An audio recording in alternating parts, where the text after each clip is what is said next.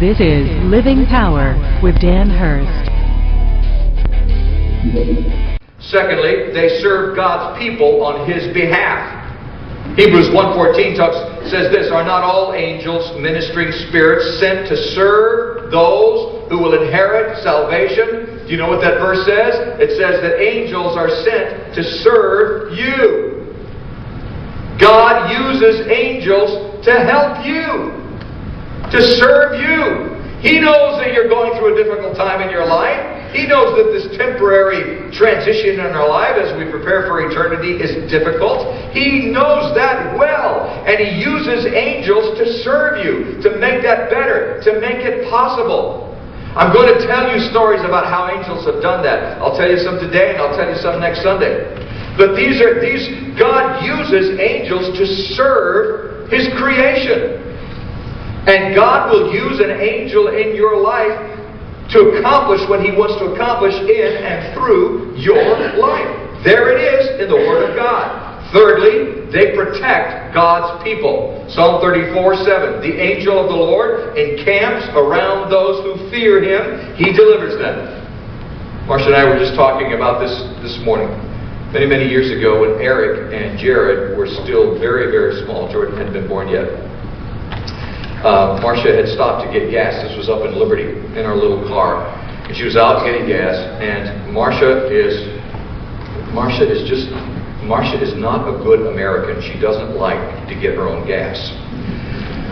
And so, I don't know if other women feel that way. I suspect that's probably true. But, here's the good. She likes the smell of gas, but she won't fill her own tank up. So this was a very painful experience for her to get out and have to get her own gasoline. So she's out in the car, she's getting gasoline, and something happens in the car. Eric and Jared are in the back seat of the car. The car kicks out of gear and starts rolling towards Kansas Avenue, very busy strip in Liberty. And it's just rolling out towards the street, and Marcia can't do anything about it. And all of a sudden, a van comes riding up. A man jumps in, stops the car. Marcia gets into the car to make sure that the boys are okay. When she looks up, the man is gone. Was that an angel? I think so. Because humans would stick around saying, "What happened? Are you okay?" We'd ask questions and everything. But I think an angel did exactly what an angel was supposed to do. I'll have more stories about that next Sunday, how God does that. He is in the business of protecting those who are His, and He delivers them. Number 4, they measure out justice by God. Angels measure out justice. Judges chapter 2, verses 1 through 4. Look at this. This is amazing. The angel of the Lord went up from Gilgal to Bochim and said, "I brought you up out of Egypt and led you into the land that I swore to give to your forefathers. I said, I will never break my covenant with you, and you shall not make a covenant with the people of this land, but you shall break down their altars. Yet you have disobeyed me. Why have you done this?